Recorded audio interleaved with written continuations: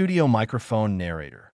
In the quiet town of Hollow Creek, there stood an abandoned house on the corner of Maple Street. Everyone called it the Whispering House.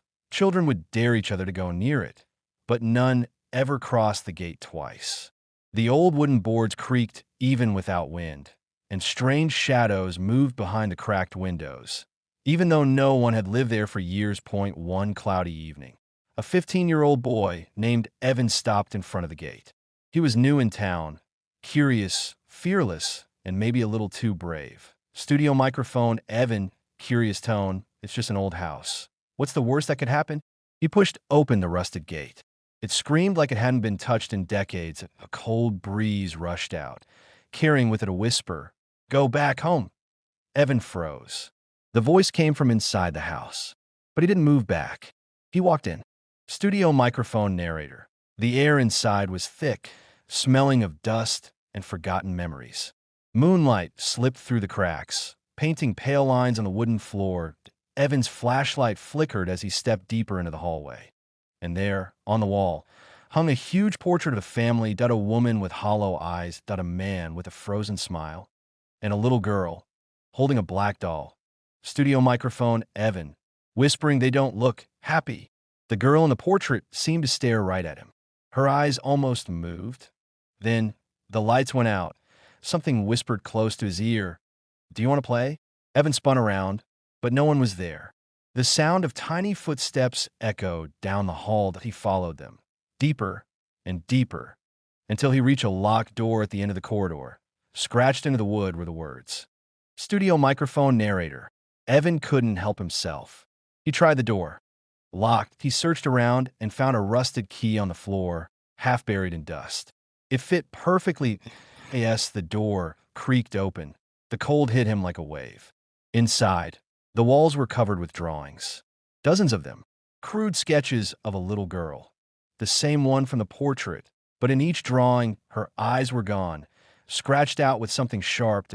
In the center of the room was a small wooden chair, and on it sat the black doll. Studio microphone, Evan. Uneasy, who left you here? He reached out and touched the doll. Its head turned by itself. She's still here, it whispered. Evan dropped it and ran out, but the hallway had changed. It stretched longer than before. The doors were gone, the house had shifted. Studio microphone narrator. Evan's heart pounded as the walls began to whisper. Dozens of voices. Men, women, children. Help us, she won't let us leave. Don't listen to her. He covered his ears, but the whispers crawled inside his head. Then he saw her, the little girl from the drawings, standing at the far end of the hall, holding her doll. Studio microphone girl, soft, eerie. Why did you open the door? Evan stumbled back. I didn't mean to. The girl tilted her head. Now her eyes were black holes, endless and hollow. Studio microphone girl, angry she was sleeping. And now she's awake.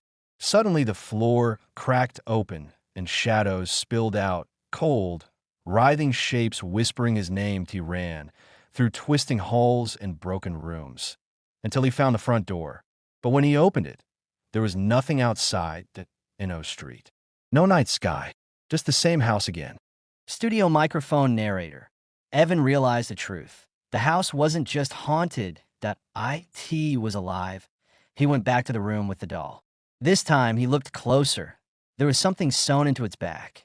A small keyhole. He searched the drawers and found a tiny silver key, shaped like a teardrop. When he turned it, the doll's chest opened, revealing a rolled-up note that IT read. To whoever finds this, the girl isn't real. She's the house that don't look into her eyes. Evan froze. Behind him, a voice whispered, "Too late." He turned and saw her standing right behind him. Her doll hung limply in her hand, its head tilted. The walls trembled, dust falling from the ceiling. Studio microphone girl, smiling, "Now you'll stay with us, forever." They raced back as the temple began collapsing. Rocks fell, trees trembled, and thunder cracked across the sky. Reaching the shore, they pushed their boat into the water. Zoya held the glowing orb high. "Now," Arif shouted. She dropped it into the sea, and instantly the water turned silver. The fog lifted, the island shimmered, then began to vanish, piece by piece, into the waves as they drifted away.